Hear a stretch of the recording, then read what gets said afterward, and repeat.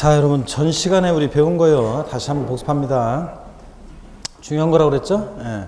신고납부 방식은 1차적으로 자, 누가 세금을 계산합니까? 납세무자가 세금 계산하죠. 계산된 세금을 과세권자에게 아까 그 그림을 머릿속에 상상해 보세요.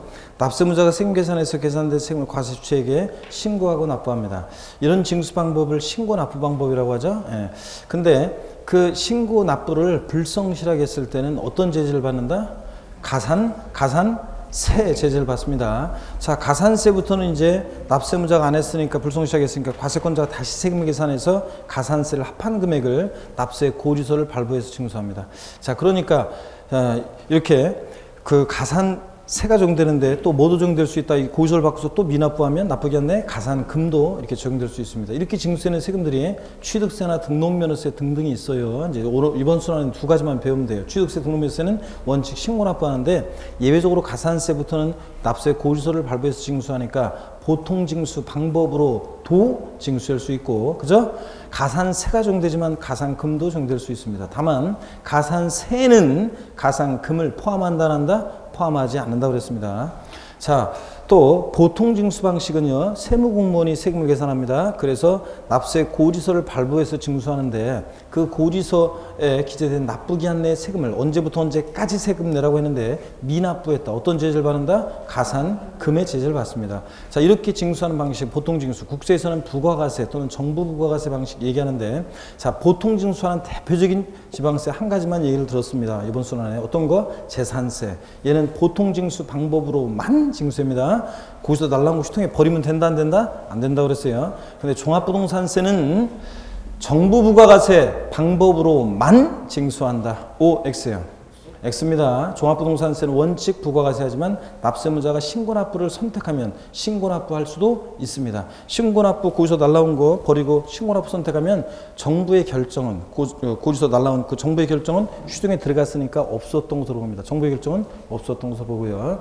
자, 그럴 때 정부 부가세는 국세 같은 종부세 원칙입니다. 그런데 예외적으로 종부세는 신고납부 선택할 수도 있는 거고요. 그 다음에 양도소득세 포함한 소득세나 법인세, 부가세 등 웬만한 국세들은 다 뭐 하냐면 신고납부예요. 그래서 나중에 이제 뭐 국세들 뭐 소득세, 법인세, 부가세, 뭐 주세, 증권거래세, 교통에너지환경세 등 웬만한 국세들은 다 신고납부인데 얘네들 뭐 시험에서 거의 대부분 관계가 없으니까 양도소득세 신고납부한다는 거 잘 알아두시면 되겠습니다. 자, 이렇게 해서 배웠고요. 그 다음에 가산세에 관한 내용 제가 배웠고, 가산금 우리가 자세한 내용은 나중에 이제 1월 달부터 이제 정확히 아시면 되고, 오늘은 이제 용어만 익히면 되는데, 우리 가산금은 고지서에 기재된 납부기한 하루만 딱 지나도 일단 일반 가산금 체납서액에 3% 깔아놓고 그 다음에 계속 안 내고 버티면 납부기한 지나서 한 달, 매 1월 한 달씩 지날 때마다 1.2%씩 중과상금이 적용됩니다. 끝까지 안 내고 버티면 평생 따라붙는 것은 아니고, 중과상금은 몇 개월에 한해서 적용된다? 60개월, 5년에 한해서 중과상금이 적용됩니다, 여러분. 자, 그래서 중과상금은 체납서액의 최대 72%까지 적용될 수 있고요. 일반 가산금 3% 합치면 결국 고지서 바꿔서 여러분 보세요.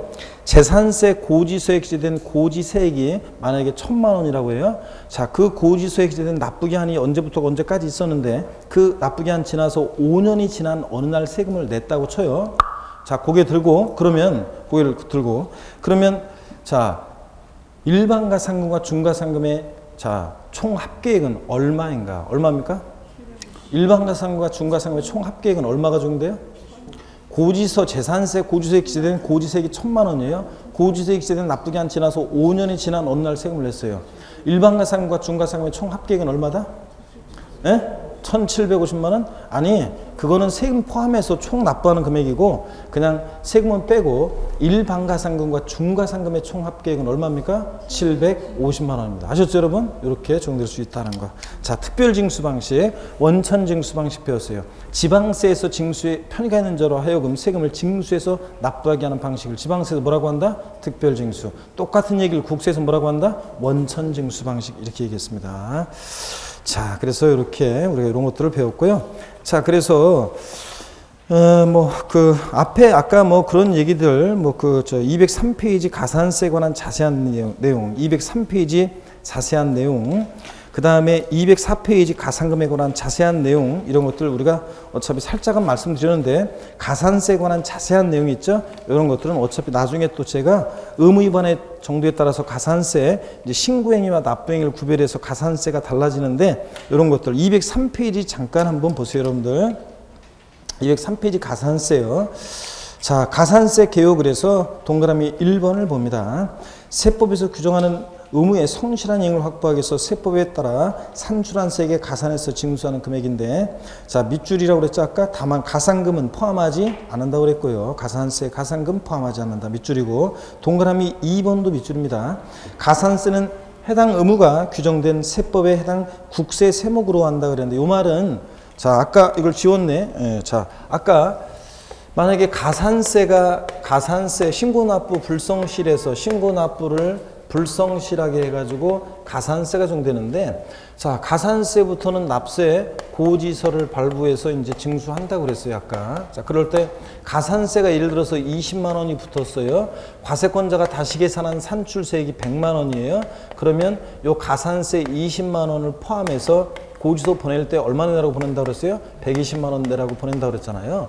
자, 그럴 때, 자, 가산세는 국세 세목으로 한다는 말은 무슨 말이냐면 가산세는 조세에 포함시킨다는 얘기예요. 그래서 120만 원 내라고 보내잖아요. 그래서 가산세는 조세에 포함시킨다 그런 얘기입니다. 자, 그래서 가산세는 해당 의무가 규정된 세법에 해당 국세 세목으로 한다는 말은 조세에 포함시킨다는 말이고, 다만 계속 밑줄입니다. 해당 국세를 감면하는 경우에 가산세는 그 감면 대상에 포함시키지 아니하는 것으로 한다. 자, 세금을 깎아줄 때 가산세까지 깎아주는 것은 아니다 그런 얘기입니다 여러분. 이해하시겠습니까?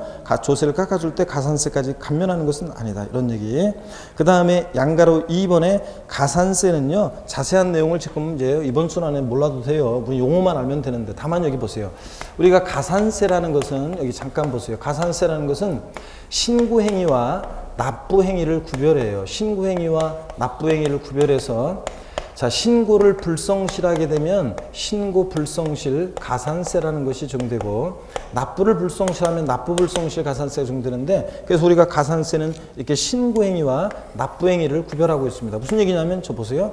신고는 했는데 납부만 안 했어요. 그러면 납부 불성실 가산세만 가산되는 거고 신고 불성실 가산세는 당연히 가산되지 않겠죠. 신고했으니까. 근데 신고도 안 하고 납부도 안 했다? 그러면 이제 신고 불성실 가산세 계산하고 납부 불성실 가산세를 계산해서 합한 게 가산세입니다. 자, 그럴 때 가산세는, 자, 자세한 내용은 나중에 이제 우리가 계속 이제 앞으로 이론이 이제 우리가 과정이 1, 2월, 3, 4월 계속 5, 6월 가면서 제가 알려드리겠지만, 먼저 가산세는 의무위반의 정도에 따라요 가산세율을 달리해요. 그래서 뭐 부당한 방법으로 무신고, 신고하지 않거나, 또는 부당한 방법으로, 또는 부정한 방법, 뭐 이게 부당 또는 부정, 뭐 그거는 뭐 쓰기 나름이에요. 교재마다 조금씩 틀린데 지방세 기본법에서는 부정무신고 이렇게 돼 있어요. 자, 부정과소신고 무슨 얘기냐면 그냥 듣기만 하셔도 됩니다. 나중에 계속 말씀드릴 거니까. 자, 서류를 조작하거나 은닉하거나 그런 사기기타 방법, 하여튼 부정한 방법으로 신고하지 않거나 적게 신고하게 되면 그럴 때는 가산세율이요 40%가 정돼요. 40%가. 자, 가산돼요. 그 만약에 산출세액이 100만 원이면 140만 원, 40만 원이 붙어가지고 140만 원 내야 되는 거예요. 그런 식으로. 근데 그런 말 없이 그냥 법정 신고기한 내에 그냥 웃자다 보니까 신고하지 못했다. 이런 단순 무신고 가산세는 그냥 웃자다 보니까 신고하지 못했다. 무신고 가산세는 여기에 20%, 산출세액의 20%가 적용돼요. 자, 그 다음에 가산되고, 그 다음에 20% 가산되고, 또 신고하긴 했는데 적게 신고해요. 과소신고예요. 그러면 그 과소신고 가산세가 적용되는데, 이것은 자, 산출세액이 아니라 그 과소신고한 금액 있죠? 그 원래 신고할 금액보다 적게 신고한 과소신고분의 10%가 가산됩니다. 그래서 이게 이제 나중에는 이제 중요한 거 제가 강조드릴 건데, 산출세액이 아니라 그 과소신고분 세액의 산출세액이 아니라 과소신고분 세액이 10%예요. 무슨 얘기냐면 잠깐 한번 맛배기로 보실래요, 여러분들? 자, 계산된 세금은 산출세액은 100만 원이에요. 근데 자, 어떤 사람이 신고한 금액이 만약에 90만 원에 신고했어요. 90만 원에 신고했어요. 그러면 자, 과소 신고, 원래 신고할 금액보다 적게 신고한 과소 신고분세액은 얼마예요? 10만 원. 그러면 산출세액의 10%가 아니라 신고한 금액의 10%가 아니라 그 과소 신고한 세금, 과소 신고분 10만 원에 10%, 만 원 이렇게 과소 신고 가산세가 적용된다는 얘기입니다. 그래서 가산세는 신고행위와 납부행위를 구별해 가지고 신고불성실 가산세율은 의무위반의 정도에 따라 달라져요. 지방세나 국세나. 그래서 의무위반의 정도에 따라 40, 20, 10%의 이렇게 가산세가 적용됩니다. 납부불성실 가산세는요, 납부불성실 가산세는 미납한 금액, 미달납부한 그 금액에, 자, 요건 보세요. 요거는 미달납부한 금액에다가 하루하루 지날 때마다 1일 0.03%율이 가산돼요. 자, 요 얘기도 그럼 조금 더 자세히 한번 써드릴까요? 그러면, 자, 미납부한 금액 또는 미납부하거나 미달납부, 적게 납부하거나, 자, 이 한 금액에 요 금액에다가 자, 0.03% 만분의 3율을 가산해요. 여기다가 미납일수를 곱합니다. 여기다가 미납일수를 곱해요. 미납일수를. 만약에 고지색이 된 납부기한 지나서 미납일수가 30이다 그러면 30. 40일이다 40 이런 식으로 곱해줍니다. 그런 거예요. 한마디로 그러니까 요 말은 미납한 기간 하루하루 지날 때마다 납부불성실 가산세는 자, 지방세나 국세나 0.3%율로 이렇게 가산된다는 얘기입니다. 그래서 오늘은 정확히 이런 거 몰라도 돼요. 계속 앞으로 설명을 드릴 건데, 자, 가산세라는 것은 신고납부하는 세금, 신고납부 뭐 불성실했을 때 가산세인데, 신고행위와 납부행위로 가산세는 나눠지고, 신고불성실 가산세율은 의무위반의 정도에 따라 가산세율이 달라진다. 40, 20, 10%로 달라진다는 거 한번 그냥 눈여겨봐 놓고, 납부불성실 가산세는 미납한 기간 하루하루 지날 때마다 1일 0.03%율로 만분의 3율로 가산된다는 얘기예요. 아셨죠? 한번 요거 자, 뒷얘기까지 한번 살짝 봤습니다. 자, 그러면 오늘은 제일 중요한 것은 징수 방법에 관한 얘기를 아시는 게 제일 중요하고, 이 세금은 어떻게 징수하느냐. 자, 징수 방법 알고, 그 다음에 자, 징수 방법을 신고납부, 보통징수, 특별징수 이런 것들을 이해하시고, 그 다음에 가산세와 가산금이 어떤 구조 속에서 나오는지 그걸 이해하시면 됩니다. 아셨죠, 여러분? 자, 오늘 학습 목표는 그거고, 그 다음에 자, 차차 더 강조드려서 저런 것들을 알려드리고, 가산금 구하는 사례 이런 것도 나중에 다 연습하겠습니다. 자, 어디로 가시냐면 오늘 213페이지, 이번 시간에는 213페이지, 자, 조세 총론 그렇게 나와 있는 거 있죠? 자, 여기로 가겠습니다. 여러분, 다 고개를 또 한번 드시고, 어깨를 앞으로도 돌리고, 뒤로도 돌리고, 자, 돌립니다. 좀, 어깨를 좀 푸시고. 자, 제가 지난 시간에 그 얘기 해드렸나요? 어떤 수강생이 인천의 어떤 주부 수강생인데, 제가 여기서 얘기 드렸나 보죠. 주부 수강생인데 직장인이고, 그래서 그 수험생이죠. 그러니까 졸릴 때마다 허벅지 꼬집은 얘기 해드렸나요? 예? 아, 제가 해드렸죠, 제가? 예, 요거 해드렸고. 자, 그래서 졸릴 때마다 졸리면 졸리리라 그러지 말고, 전오빠는 수업 시간에 공부를 하셔야 되기 때문에 수업 시간에 그냥 구경하다가 하면 안 돼요. 그러면 그냥 교문이라네. 저 문 열고 나가면서, 강의실 문 열고 나가면서 뭔가 배우긴 배우는데, 자, 머릿속에 있겠지? 하는데 집에서 책을 떠들어 보면 남는 게 없습니다. 자, 생각이 안 나고 그렇게 돼요. 그러니까 수업 시간에 이해하고, 그 다음에 외우려고 할 것들은 까먹더라도 자꾸 외우시고 공부해 놓으시면, 시간이 지나가서 12월 연말쯤 돼가지고 내가 뭘 배웠더라, 세법을. 자, 그러면 갑자기 부른 듯 뭐 교교농, 찌찌 뭐 이런 것도 떠올라요, 갑자기. 그런데 이게 세법에서 배운 건가? 공시법에서 배운 건가? 이게 막 헷갈린단 말이죠. 그런데 나중에는 이제 다음 순환이 되고, 또 다음 순환이 이제 한 바퀴가 돌아가고 또 돌아가고 이러면 나중엔 다 이제 어디서 이거 배운 건지, 이게 어떤 건지 의미들을 다 이제 알게 된다고 그랬습니다. 그래서 끝까지 이렇게 이제 우리가 반복하는 과정이 중요하다고 그랬습니다. 자, 그러면 제가 그 얘기는 해드렸단 말이죠. 그 얘기는 해드렸구나. 오늘 그 얘기 해드리려고 그랬더니 여기서 했었구나, 내가.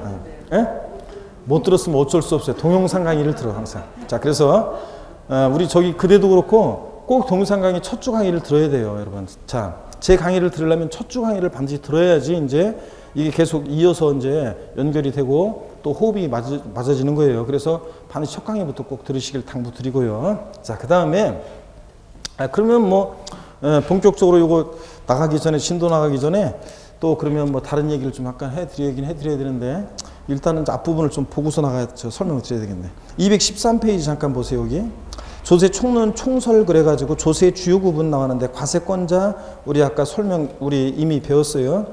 자, 과세 주체에 따라서 국세와 지방세로 분류한다고 그랬습니다. 그죠? 과세 주체가 국가인조세, 국세, 지방자치단체인조세가 지방세인데 거기 세목들이 나왔는데 자, 부동산 세금을 중심으로 우리가 이제 자, 배우면 되고 국세 세목들이 많이 있어요. 자, 11개 정도가 있는데 다 외울 필요 없어요. 그냥 우리 시험은 양도소득세, 소득세를 중심으로 출제가 되고 그 다음에 종부세 출제가 되고 자, 그래서 출제 비중도 말씀을 드렸고요. 우리 소득세에서 양도소득세에서 6, 7문제 다 대여섯 문제가 나오죠. 종합소득세에서 한 문제 이렇게 나온다고 그랬고 종합부동산세 한 문제씩 출제가 되는데 25시험에는 안 나왔었고요. 상속증여세는 우리 시험 범위가 아니고요. 농어촌특별세는 우리가 몇 가지 특징을 알면 됐는데 이미 배웠어요. 농어촌특별세는 뉘집자식이다.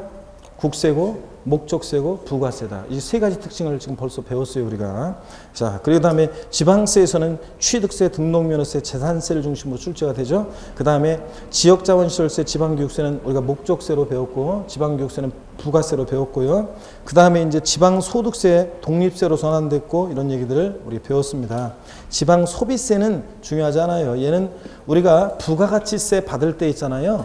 부가가치세 받은 것에 한 5% 정도를 우리가 지자체 수입으로 가져가는데 그것을 우리가 지방소비세라고 해요. 부가가치세 받잖아요, 우리가. 그럼 부가가치세 받은 것에 받은 금액이 부가가치세 받은 금액이 100만 원이면 거기서 5% 정도, 한 5만 원 정도를 지자체 수입으로 가져가요. 그게 지방소비세예요. 근데 이 지방소비세는 우리 시험에서 안 중요합니다. 자, 그래서 부가가치세랑 같이 가는 애들이기 때문에 나중에 이제 부가가치세 꼽살이라고 배우는데 중요한 세금이 아니에요. 등등 지방세 등등이 있습니다. 이제 우리가 그래서 이거 국세인지 지방세인지는 반드시 근데 시험 문제 풀 때 어떤 걸 물어보면서 국세는 지방세는 물어보기 때문에 다른 거 물어보면서 구별할 수 있어야 되고 목적세 거기 나와 있는데 자, 우리 시험에 관계된 주요 세금들은 다 뭐라고 그랬습니까? 보통세입니다. 아까 그랬죠? 5개 주요 세금은 213페이지 보고 있어요. 지금 어디 보는지도 모르는 선수 213페이지 그 총설에서 조세 주요 구분에서 두 번째 칸이 있잖아요. 목적세. 그럴 때 목적세 국세와 지방세에서 목적세가 있는데 머리 글자를 따서 동그라미 하시면 되죠. 우리 어떻게 배웠어요? 목적세 세금들 교교, 농, 찌 이렇게 외웠잖아요. 자, 그래서 교교, 농, 찌 얘네들 목적세고요. 나머지는 다 우리 보통세입니다. 그 다음에 부가세 배웠습니다. 독립한 세금에 부과해서 받는 세금인데 시험에서 중요한 것은 부동산 관련 우리 5개 본세목과 그 부가세가 어떤 건지 짝을 알아야 되는데 나중에 자세히 배웁니다. 자, 부가세 용어 설명드렸고 국세 세목 중에서 부가세가 두 가지가 있는데 교육세는 얘가 본세로 하는 세금이 우리 부동산과 전혀 관계가 없는 거기 때문에 알 필요 없다고 그랬고 농어촌 특별세만 알면 된다고 그랬잖아요. 국세고 목적세고 부가세입니다. 자, 지방세 세목 중에서 독립한 세금에 부과해서 받는 반과 실처럼 부과해서 받는 부가세 어떤 거? 지방교육세. 그래서 지방교육세는 뉘집자식이라고 그랬어요. 지방세고 목적세고 부가세라고 했습니다. 그래서 여기 부가세 나와 있죠? 이렇게 해서 우리가 다 배운 것들 지금 나와 있습니다. 그 다음에 이제 납세 의무 성립과 확정에 관한 얘기가 나오는데 여기다가 제가 좀 추가해서 설명을 한번 쭉 논리적으로 한번 설명을 드리도록 하겠습니다. 여러분 여기 봅니다. 조세 총론에서 제일 중요한 부분이 어떤 거냐면 일단 징수 방법은 조세 총론만의 얘기가 아니라 뒤에까지 이어지는 얘기였고 이제 그거 이제 중요하고 그 다음에 이제 조세 총론 순수하게 조세 총론 부분에서 중요한 부분은 우리 납세 의무 성립 확정 소멸에 관한 얘기인데요. 이 얘기를 쭉 한번 설명을 드리려고 합니다. 우리 세금 납부할 의무는 일정한 경우에 성립을 하고요. 성립된 납세 의무는 일정한 경우에 확정이 되고요.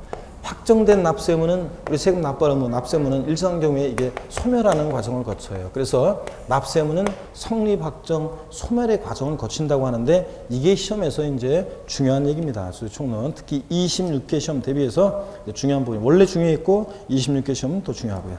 자, 그래서 이걸 말씀을 드리겠습니다. 여러분, 제가 지난주에 그 얘기 드렸죠. 지난주에 그 100m 전방에서 자기 부인 부른 얘기 했잖아요. 제목 마시간 남편 얘기해 드렸습니까? 예? 예, 지금 고개를 끄덕거리면서 조금 저긴데 자, 들으셨고 아이 정강으로 들으셔. 자, 그 다음에 그 보니까 오늘 머리에 그 머리 저 어디 뭐 사우나 다녀 오셨나? 금방 모자를 써가지고. 아, 그래서 물을 좀 물스 바르셔서 알겠습니다. 물스 바르셔서 머리가 금방 그냥 사우나 다녀오신 것 마냥 좋습니다. 머리가 촉촉히 젖어 계신데. 자, 그러면은 제가 요거 중요한 거 하기 전에 그러면 얘기 한 가지 해드리면, 여러분 그 겁나게 빠른 당 얘기 아세요? 겁나게 빠른 당 얘기?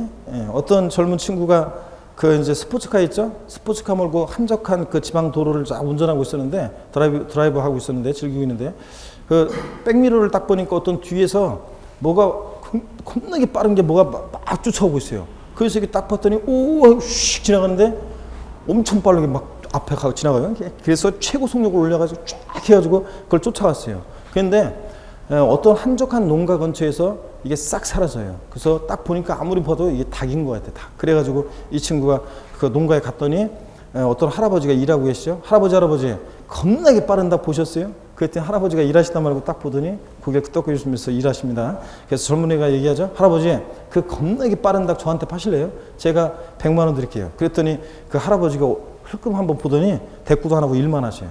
너무 작은 것 같아가지고, 할아버지 제가 더블 200만 원 드릴 테니까 그 겁나게 빠른 닭 저한테 파세요. 그랬더니 할아버지가 또 한번 쓱 보더니 또 그냥 일만 하셔요. 그래서 젊은 애가 열받아가지고, 아니 할아버지, 그 닭 좀 파시라고 그랬더니 그 200만 원씩이나 더블로 불렀는데도 그거 도대체 얼마나 주셔야 저한테 파실 거예요?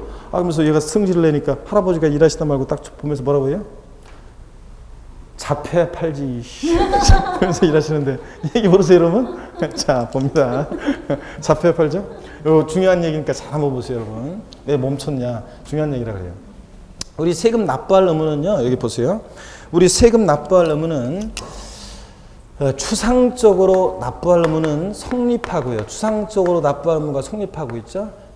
구체적으로 확정이 된다, 이런 표현을 씁니다. 납세 의무는 추상적으로 성립하고 구체적으로 확정이 되고 소멸한다, 이런 표현을 씁니다. 그러면 왜 추상적, 이거 말 뒤바꾸면 틀려요. 납세 의무는 구체적으로 성립하고 추상적으로 확정된다, 이러면 틀립니다. 납세 의무는 추상적으로 성립하고 구체적으로 확정이 됩니다. 자, 그러면 이게 무슨 얘기인지를 한번 소개해 드릴 테니까 보세요. 취득세를 통해서 예를 한번 들어드리겠습니다. 취득세는 어느 때 납세 의무가, 세금 납부할 의무가 추상적으로 성립하냐면요, 취득세 대상 물건을 취득하는 때 얘는 납세 의무가 추상적으로 성립합니다, 여러분. 자, 우리가 여러분요, 제가 지난 첫 시간에 제 동창 여자애, 을려라는 어떤 여자애 얘기 드렸죠? 반반하고 걔 괜찮았어요. 아니 진짜로 여러분이 딱 보시기에도 쟤 괜찮다. 뭐 지금 어떻게 변했는지 모르겠지만 옛날에는 그랬어요. 옛날에는 다른 애들은 다 이렇게 키가 이렇게 접으면 반, 상체하고 하체가 접으면 반인데 걔만 기럭지가 우월하게 다리가 길었어요. 그랬던 애인데 반반하게 예뻤던 애가 조신하게 있었으면 씹 잘 갈 것이 그냥 애가 일찍 까져가지고 그냥 이렇게 남자 사고 치는 바람에 하여튼 그랬던, 그렇지만 하여튼 잘 산다고 합니다. 근데 그 동창 여자애를 통해서 제가 얘기를 들었었는데, 자, 부동산을 우리가 매매한다 그러면 흔히 계약금 치르고 중도금 치르고 잔금 치르고 소유권 이전 등기하는 과정을 거치잖아요. 그럴 때, 자, 어떤 그 을려가 부동산을 사는데 잔금을 치렀어요. 그러면 소유권 이전 등기까지는 안 됐어도 잔금 치렀을 때 그 을려는 그 부동산을 갑으로부터 사실상 취득했다, 이렇게 얘기했습니다. 그죠? 사실상 취득했다고 봐요. 그러면 그 사실상 취득한 자가 이제 취득세 납부할 의무자가 되는 거예요. 그래서 그 취득자는 취득세 납부할 의무가 생겼어요. 근데 왜 추상적 성립했다고 하느냐? 아직 세금 계산을 안 했으니까 얼마의 세금을 납부할지 구체적으로는 납세 의무가 확정되지 않았잖아요. 모르잖아요. 그러니까 취득하는 때 취득세는 납세 의무가 추상적으로 성립했다, 이렇게 합니다. 취득세 납부할 의무가 생긴 거예요. 그렇지만 세금 계산을 안 했기 때문에 구체적으로는 모르는 거고요. 자, 그래서 취득세는 취득하는 때 납세 의무가 추상적으로 성립합니다. 자, 납세 의무 확정이란 말을 보면요, 여러분 보세요. 아직은 용어가 낯선데 계속 공부하다 보면 알게 돼요. 납세 의무 확정이란 말을 보면 이거요, 누가 세금을 계산하느냐, 이걸 떠올리면 돼요. 누가 세금을 계산하느냐, 이걸 떠올리면 되는데, 취득세는 금방 우리가 아까 전 시간에 배웠습니다. 취득세는 납세 의무자가 세금을 원칙적으로 계산해요? 아니면 과세권자가 원칙적으로 세금 계산해요? 취득세는 아까 누가 세금 계산하는 조세예요?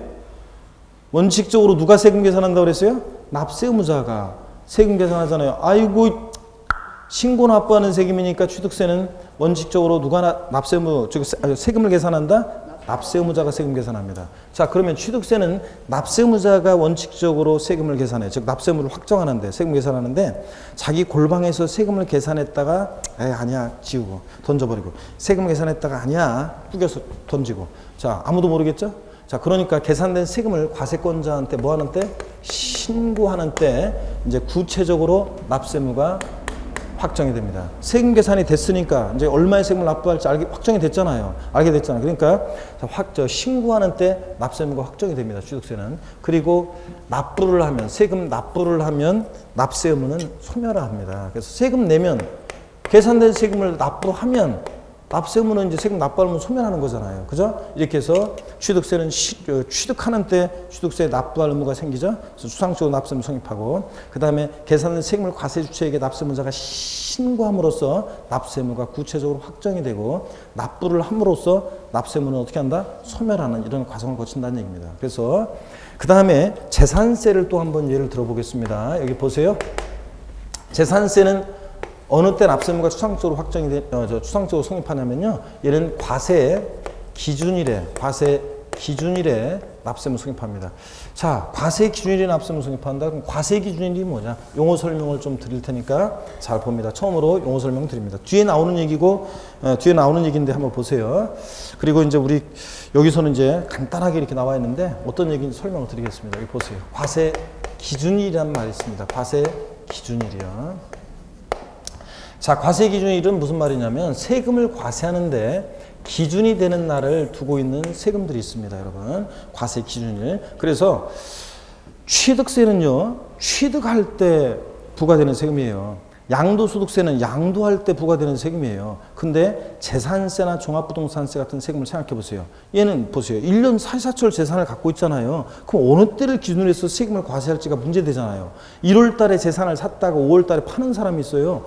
자, 7월 달에 재산을 샀다, 어떤 부동산을 샀다가 12월 달에 팔 수도 있어요. 그러면 도대체 그 당해연도 재산세는 그 파는 사람한테 부과할지 사는 사람한테 부과할지 이런 게 문제가 되잖아요. 자, 그래서 재산세나 종합부동산세 같은 보유세들이 특히 과세 기준일을 정해놓고 이 날을 기준으로 뭐든지 뭘 판단한다 그러면 항상 얘네들은 다 과세 기준일 정해놓은 날을 기준으로 판단합니다. 그래서 이것이 이 세금 부과의 대상이 되는 물건인지 또 누가 이 세금 납부할 의무자가 되는지 등등 여러 가지 것들을 판단할 때 다 과세 기준일을 기준으로 판단합니다. 그래서 자, 재산세하고 종합부동산세. 오늘은 두 개 세목만 좀 배우고 합니다. 나중에 이제 더 많이 배울 건데 오늘 두 가지만. 재산세하고 종합부동산세는 과세 기준일이 있는데 얘네들은 매년 6월 1일을 과세 기준일로 합니다. 자, 그러면 이게 어떤 의미가 있는지를 또 한번 소개해 드릴 테니까 보세요, 여러분. 자, 어떤 사람이 그 갑이라는 사람이 어떤 부동산을 갖고 있는데 어떤 건물을 갖고 있어요. 근데 이 건물을 갖고 있는데 이 건물이 자, 하필이면요, 2015년으로 하겠습니다. 이제 우리가 시험은 이제 지금 강의는 제가 14년 11월 달에 강의하고 있지만 우리가 2015년 26회 시험을 보니까 2015년 만약에 5월 20일 날 있죠? 이 건축물이 폭삭 멸실했어요. 무너져 버렸어요. 그래서 폭삭 멸실했는데 재산세 그 대상 물건이 되는 그 재산적 가치를 전혀 상실해 버렸어요. 완전히 폭삭 무너졌어. 그랬을 때 이 당해 건물에 대해서는 당해연도 2015년도 재산세를 부과할 것이냐 말 것이냐를 판단할 때 재산세 같은 세금은 어느 때를 기준으로 판단하냐면 6월 1일을 기준으로 판단합니다. 6월 1일 날 봤더니 좌우당간이에요. 6월 1일 날 봤더니 이 건물은 자, 더 이상 있어요, 없어요? 없어요. 그러니까 이 건물은 재산세 과세 대상이 아닙니다. 그래서 5월 20일 날 아침에 무너졌으니까 5월 19일까지는 존재했으니까 그만큼은 세금을 부과하고 그 이후엔 부과하지 않고 이런 게 아니에요. 자, 재산세 같은 세금은 6월 1일 기준으로 이것이 대상이 되는 물건이냐를 판단할 때 무조건 언제 기준으로 판단해? 6월 1일 날 봐가지고 있어? 그러면 부과하고 없어? 재산까지 상실했어? 그러면 대상이 아닙니다, 여러분. 또 보세요, 여러분. 이번에는 또 어떤 사람들이 이번에는요, 어떤 사람들이 갑과 을이라는 사람이 어떤 부동산을 자, 매매합니다. 매매하는데 자, 보세요. 계약금, 중도금, 잔금을 을이라는 사람이 잔금을 2014년 5월 31일 날, 자, 2015년으로 하겠습니다. 2015년 5월 31일 날 잔금을 치렀어요. 그리고 을 명의로 소유권 이전 등기는 6월 20일 날 소유권 이전 등기가 됐어요. 그럴 때 당해연도 재산세는 매도인 갑한테 부과할지 매수인 을한테 부과할지 이게 문제가 되잖아요. 자, 그랬을 때 딱 보니까 한번 찍어보세요. 둘 중에 확률은 50%니까 자, 요런 경우에 당해연도 2015년도 재산세는 매도인 갑이 부담하겠습니까? 매수인 을이 부담하겠습니까? 자, 찍어보세요, 여러분. 누가 납세무자가 된다, 재산세? 누가 내야 돼요, 재산세를? 매도인 갑이에요, 매수인 을이에요? 예? 매수인 을? 여기 딱 보니까 2학년 분들이 계시는 것 같아. 자, 이거 그래서. 자, 보겠습니다. 재산세는 언제 기준으로 판단하냐면 6월 1일 기준으로 판단합니다. 잘 찍으셨어요. 자, 6월 1일 날 기준으로 판단해서 6월 1일 날 재산세는요, 등기 이전 안 됐어도 제가 지난 시간에 맨 마지막 시간에 잠깐 수업 끝나기 전에 맛배기로 우리가 취득세 할 때 자세히 또 설명드릴 건데 맛배기로 사실주의 과세, 실질 과세 원칙, 사실주의 과세란 말 살짝 설명드렸죠? 우리 세금은 주요 부동산 세금들은 등기되지 않아도 등록되지 않아도 허가받지 않아도 과세가 된다고 그랬어요. 그죠? 예. 그랬잖아요, 제가. 그 무허가 건물을 어떻게 알고 세금을 부과하느냐, 어떻게 무허가 건물을 어떻게 알고 과세가 되면서 세금을 부과하나 이런 거 물으면 돼야 안 돼요? 안 된다는 얘기 했어요, 안 했어요? 안 했어요? 하여튼 뭐 괜찮습니다. 다음에 취득세 할 때 자세히 우리가 이제 할 거예요. 잠깐 여기 보세요. 등기 이전이 을은 보세요. 5월 30일 잔금 치렀어요. 그러면 6월 1일 날은 을이 사실상 이 재산을 지금 가지고 있는 거예요. 예? 열세 받고 다 사실상 갖고 있어요. 등기 이전은 안 됐어도 세금은 부과돼요. 재산세나 취득세 이런 것들. 그래서 6월 1일 날 나중에 자세히 배웁니다. 배울 거예요. 6월 1일 날 재산을 사실상 소유하고 있는 을이 당연도 등기 전 안 됐어도 재산세 납세 의무자가 돼요. 매수인이. 을이. 그래서 똘똘한 주부들은요. 보세요. 어떤 부동산을 사는데 똘똘한 주부들은 만약에 이 잔금을 치를 때 이 잔금 지급 시기가 4월 달이나 5월 달에 도래하잖아요. 그럼 따져봐요. 그 당연도 재산세를 자기가 내는 것이 나을 것인지 아니면 대충 한번 따져볼게요. 대충. 근데 이게 이제 연체료를 차라리 연체료를 연체료 한 달에 뭐 5만 원. 근데 내가 생각해 볼 때 재산세는 틀림없이 몇십만 원 나와. 그러면 사람들이요. 차라리 연체료 한 달 물고 잔금 지급 시기를 언제로 늦춰요? 6월 1일 이후로 늦춥니다. 그러면 재산세는 6월 1일 기준으로 판단하니까 누가 재산세 납세무자가 돼? 6월 1일 이후로 잔금 지급 시기를 늦추면 매도인이 납세무자가 되는 거예요. 재산세. 매도인이 내는 거예요. 그래서 그렇게 한다는 얘기입니다. 나중에 또 배웁니다. 어떻든 간에 여기선 이런 거예요. 자, 재산세 이게 대상이 되는 물건이냐, 누가 납세무자가 되느냐 이런 것들을 재산세는 항상 언제 기준으로 판단한다고요? 6월 1일, 과세 기준일 6월 1일 기준으로 판단합니다. 그럼 다시 오세요, 여러분들. 그래서 재산세하고 종합부동산세는 과세 기준일이 동일해요. 6월 1일로 동일합니다. 그럴 때 재산세는 과세 기준일 매년 6월 1일 날 납세무가 추상적으로 성립합니다. 왜 그래요? 아까 저기서 봤잖아요. 6월 1일 날 재산을 갖고 있어요. 그럼 그자한테 재산세가 부과되기 때문에 재산세는 과세 기준일에 추상적으로 납부할 의무가 성립합니다. 근데 왜 추상적이라고 했냐고요? 아직 세금 계산 안 했잖아요. 자, 어느 때 재산세는 납세무가 확정이 되느냐? 납세무 확정이란 말은 누가 세금 계산하는 건데 아까 배웠어요. 재산세는 원칙적으로 누가 세금 계산해요? 과세주체, 세무공무원이. 보통 징수하니까 세무공무원이 세금 계산합니다. 자, 근데 용어 설명을 하나 또 드릴게요. 국가나 지자체, 과세 주체가 즉 세무공무원이 세금을 계산할 때 우리는 어떤 표현을 쓰냐면 결정한다는 표현을 써요. 결정한다. 자, 세무공무원이 과세 표준과 세액을 결정하는 때 세금 계산이 됐어요. 결정하는 때 재산세는 납세무가 확정이 됩니다. 세금 계산 했으니까. 자, 구체로 납세무가 확정이 되고요. 그 다음에 납부 등을 통해서 이제 역시 납세무는 소멸합니다. 그러면 여러분 보세요. 어려울 거 하나도 없어요. 취득세 같은 세금은 취득세 같은 신고납부하는 취득세나 등록면허세, 소득세처럼 신고납부하는 세금은 누가 원칙적으로 납세무를 확정해요? 1차적으로 납세무자가 납세무를 확정합니다. 어느 때 확정이 된다고요? 신고하는 때 확정이 됩니다. 취득세, 등록면허세, 소득세 같은 애들. 자, 그런데 재산세나 종합부동산세 같은 세금은 원칙적으로 과세권자가 뭐 하는 때요? 결정하는 때 납세무가 확정이 됩니다. 시험에서는 25회 시험에서 나온 게 이거예요. 다음 원칙적으로 과세권자가 결정하는 때 납세무가 확정되는 지방세는 이렇게 물어봤어요. 예? 그럼 뭘 골라야 돼? 자, 보기에 여러 개가 있었지만 제가 그냥 일단 오리선다로 낼게요. 자, 5개, 오리선다가 아니라 5개를 박스 속에 집어넣을 테니까 그 중에 한번 골라보세요. 다음 원칙적으로 과세권자가 결정하는 때 납세무가 확정되는 지방세는 1번, 첫 번째 거 취득세. 자, 취득세, 그 다음에 등록면허세, 그 다음에 재산세, 종합부동산세, 양도소득세 5가지를 박스 안에 제가 보기로 넣었다고 쳐요. 다음, 자, 원칙적으로 과세권자가 결정하는 때 납세무가 확정되는 지방세를 한번 모두 골라봐라. 자, 그럼 어떤 거 고르시면 돼요? 예? 여기서는 그 당시 시험에서는 24회 시험 때는 재산세만 골랐어야 돼요. 왜냐하면 제가 지방세는 그랬잖아요. 원칙적으로 과세권자 결정하는 때 납세무가 확정되는 지방세는, 그러니까 종부세 고르면 돼야 한대요. 얘는 원칙적으로 과세권자가 결정하는 때 납세무가 확정되지만 국세잖아요. 국세. 그러니까 얘는 고르면 안 되는데 얘까지 같이 고른 수험생들이 많이 있었습니다. 어이없이 틀리는 그 수험생들. 근데 재산세만 고르면 됐어요. 어떤 간에 이런 문제가 나와요. 시험에서는 또 이렇게 기출이 된 적이 있어요.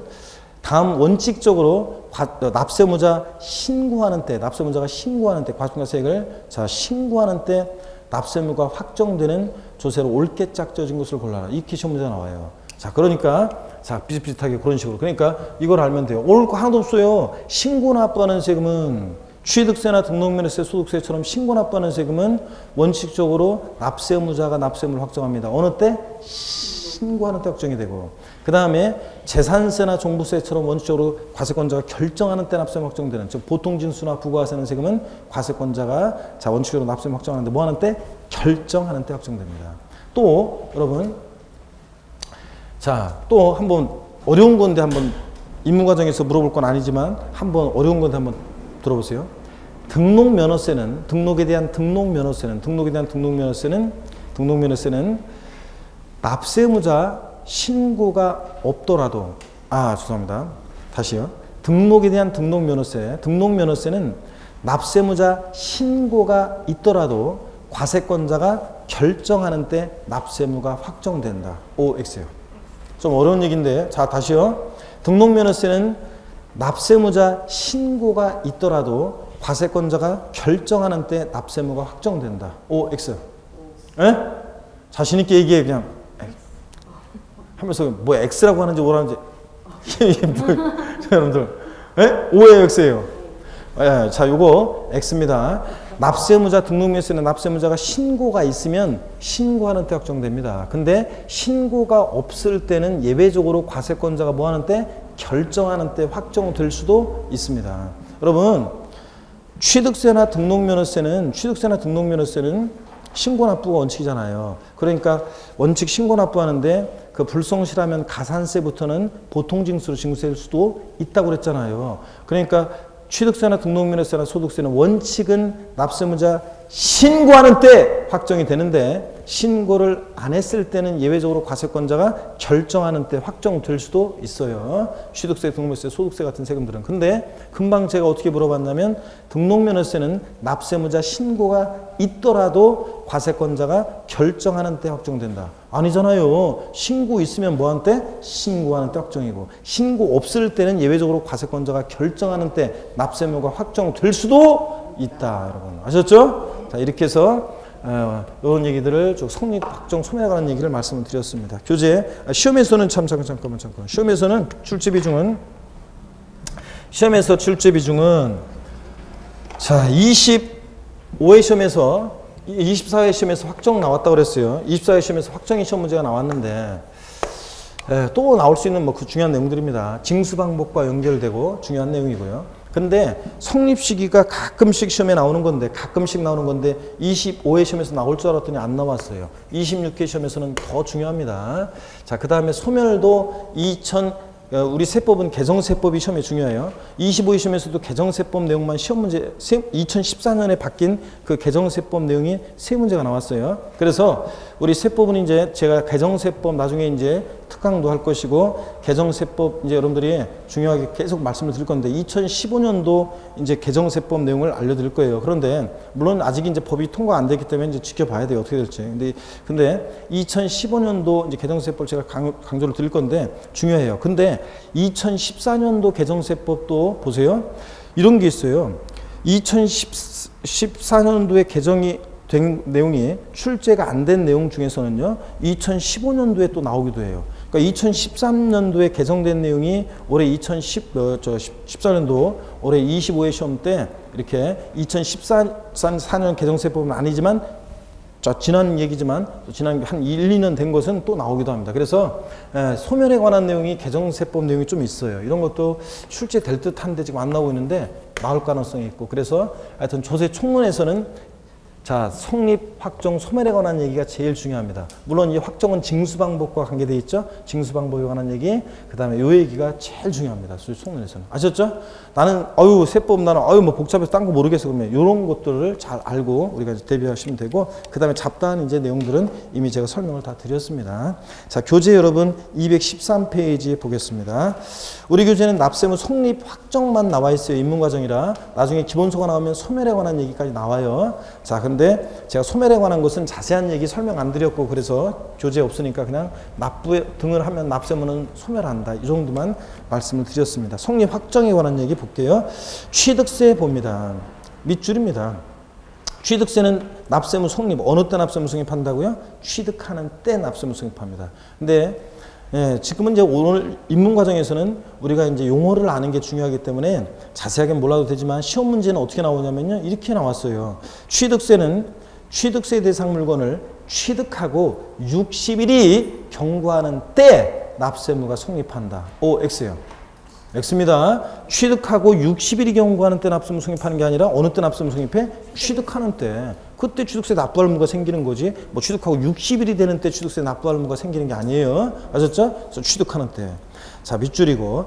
그 다음에 납세무 확정은 신고 납부하는 세금이니까 납세무자가 납세무를 확정하는데 어느 때 확정된다고요? 신고하는 때. 그래서 취득세는 납세무자 신고에 의해서 확정이 됩니다. 근데 단 신고 X라고 되어 있는 말은 무슨 말이냐? 신고가 없을 때는, 신고하지 않았을 때는, 자, 예외적으로 지자체가 뭐 하는 때? 결정하는 때 납세무가 확정될 수도 있다. 그런 얘기입니다, 여러분. 압축돼서 나왔지만 이해하실 수 있겠어요, 이제? 그런 얘기고.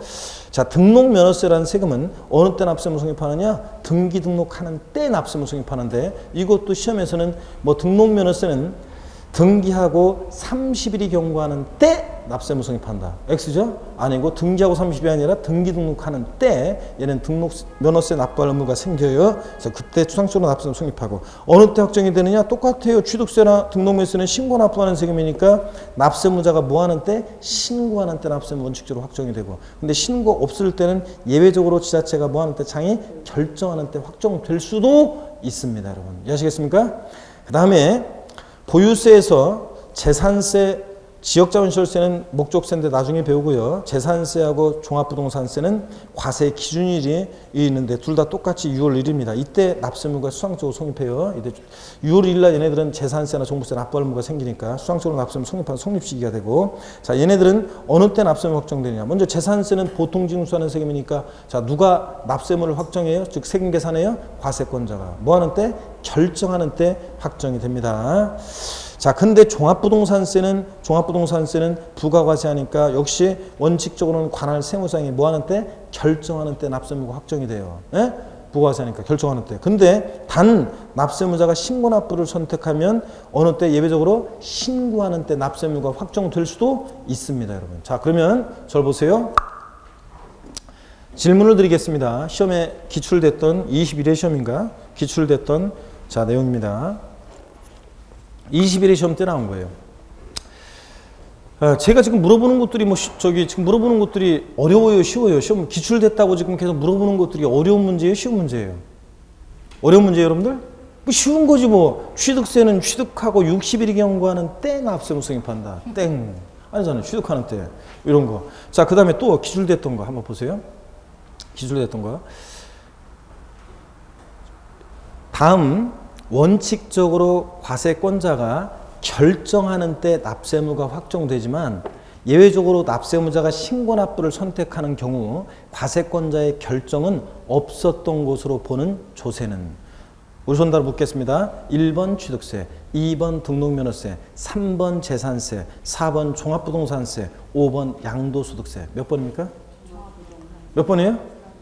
4번 종합부동산세지 뭘. 원칙은 종부세는 과세권자가 뭐 하는 때? 결정하는 때 납세무 확정되지만 납세무자가 신고 납부 선택하면 과세권자의 결정, 고지서는 쉬통에 들어가 있으니까 없었던 것으로 보잖아요. 맞죠?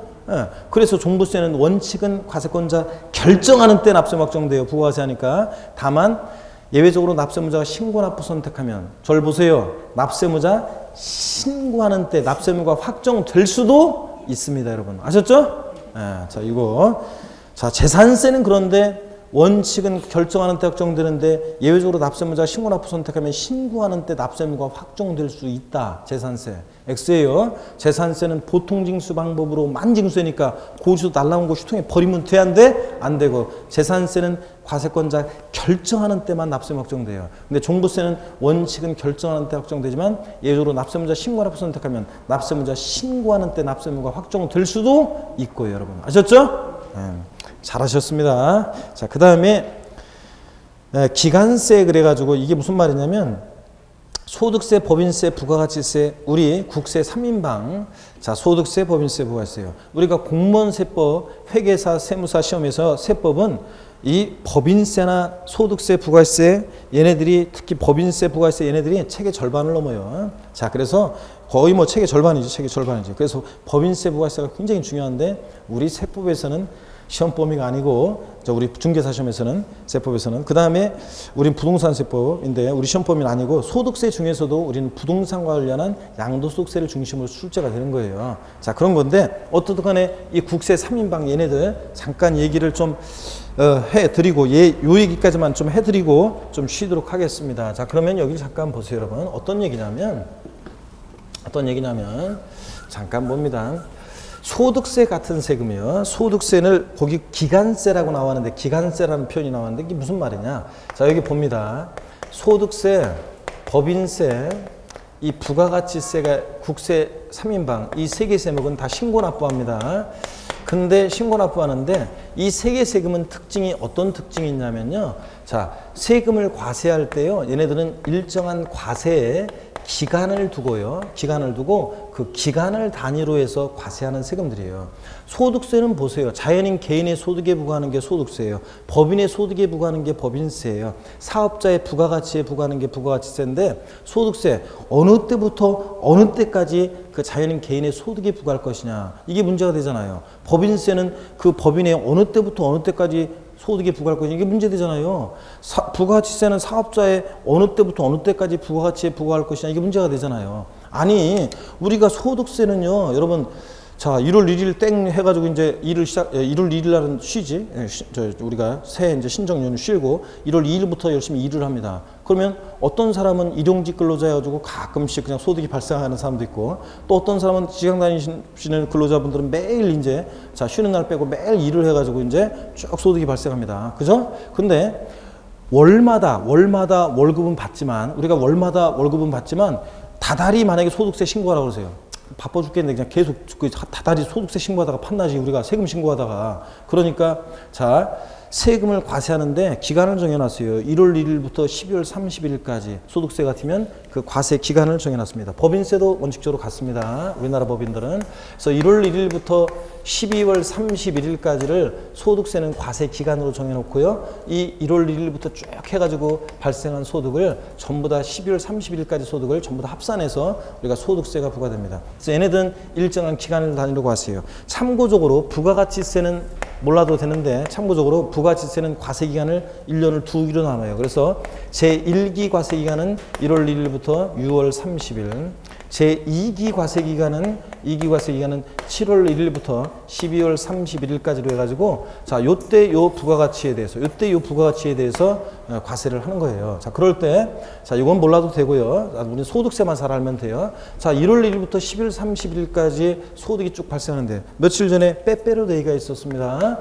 그죠? 빼빼로데이가 있어가지고 아주 거리마다 아주 그냥 그 뭐죠? 빼빼로 그 상품들로 아주 그냥 넘쳐나고 가게마다 그냥 엄청 막 쌓아놓고 막 난리가 났죠. 그래서 빼빼로데이에 저는 빼빼로데이하고는 관계가 없어요. 내가 뭐 거기 그 상술에 놀아나가지고 빼빼로 사갖고 들고 다니면서 뭐 빼빼로 주면서 내가 좀 그거는 좀 아닌 것 같아. 진짜 가래떡데이라고 하자 그래가지고 뭐 가래떡 들고 그것도 좀 유치한 것 같고 자 그래서 아니 뭐 크리스마스 때 선물하고 뭐 이런 건 모르겠는데 그 빼빼로데이까지 내가 편승해가지고 말이야 그런 거 뭐 그런 거 좀 그런 것 같아가지고 발렌타인데이 정도는 모르겠는데 빼빼로데이까지 내가 부안에 동하기는 좀 그렇더라고요. 그래서 안 하는데 여러분들은 가족들한테 직장 다니시면 아무래도 가족들한테 소홀하게 됩니다. 그래서 저 공부하시면 자 그러니까 특히 직장인분들은 직장 다니면서 또 저녁 때 또 이렇게 공부하시고 그러면 아무래도 가족들한테 소홀하게 되고 자 그러시니까 여러분들이 사랑하는 아내한테나 사랑하는 남편한테 또 자녀들한테 빼빼로데이 같은 때는 꼭 잊지 말고 원래 줘야 돼요. 뭐 발렌타인데이도 주면서 좀 사랑한다 그러면서 나 공부하려고 하는데 우리가 좀 더 나은 미래를 위해서 그런 거니까 협조 좀 해달라 이러면서 얘기를 하셔야 돼요, 여러분들이. 자 그런데 자 보세요. 11월 11일 날 빼빼로데이에는요 소득세를 계산할 수 없어요. 왜 그러냐고요? 1월 1일부터 쭉 발생한 소득을 합산을 했어요. 근데 그 이후에도 소득이 막 발생해요. 그렇기 때문에 소득세는 자 어느 때 비로소 세금을 계산할 수 있냐고요? 소득을 전부 다 합산할 수 있게 되는 12월 31일 이때 비로소 소득세를 전부 다 합산할 수 있게 돼요. 그러면 소득을 전부 다 합산할 수 있게 되니까 비로소 요날 소득세는 이제 납부할 의무가 추상적으로 성립한다고 합니다. 왜 추상적이라고 그래요? 아직 세금 계산 안 했으니까 구체적으로 모르잖아요. 그죠? 그래서 소득세는 자 결론이요.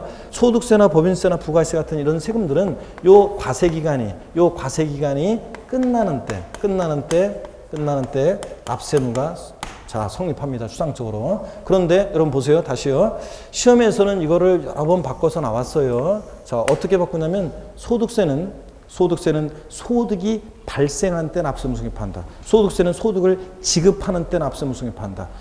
소득세는 자 양도하는 때 납세 의무 성립한다. 땡이에요. 다 아무리 꼬셔도 넘어가면 안 되고 졸리신 것 같아 지금. 소득세는 이제 쉬려고 하는데 소득세는 어느 때 납세 의무 성립한다? 과세 기간이 있어요. 소득세 같은 세금은 기간을 단위로 과세하는데 그 과세 기간이 끝나는 때 비로소 세금을 전부 다 소득을 합산할 수 있게 되는 요때 소득세 납부할 의무가 성립합니다. 자 다시요. 소득세는 어느 때 납세 의무 성립한다? 과세 기간이 끝나는 때. 아셨죠? 그래서 교재 거기 기간세 그래서 소득세, 법인세, 부가가치세 자 어느 때 납세 의무 성립한다? 과세 기간이 끝나는 때. 예외는 지금 모르셔도 돼요. 자, 그거만 밑줄이고, 그 다음에, 하여튼 이거 다 밑줄입니다. 지금 내가 본 건 다 중요한 거예요. 그 다음에, 납세의무 확정. 소득세는 신고 납부하는 세금이니까, 자, 누가 납세의무를 원칙적으로 확정을 해요? 납세의무자가. 뭐 하는 때? 신고하는 때 확정이 되고, 단 신고 안 했을 때는, 자, 관할 세무서장이 뭐 하는 때? 결정하는 때, 세금 계산하는 때, 결정하는 때 납세의무가 확정될 수도 있습니다, 여러분. 아셨죠? 이렇게. 그 다음에 나머지 내용들은 지금 볼 필요 없어요. 나중에 다 우리가 다음 순환에 배우게 됩니다. 이렇게 해서 납세의무 성립과 확정이 무슨 얘기인지 이해하셨죠, 여러분? 잠시 쉬었다가 214페이지에 자, 가산세 가상명에 관한 내용, 우리 배운 내용 다시 한번 확인해 보도록 하겠습니다. 잠시 여러분 쉬도록 합니다.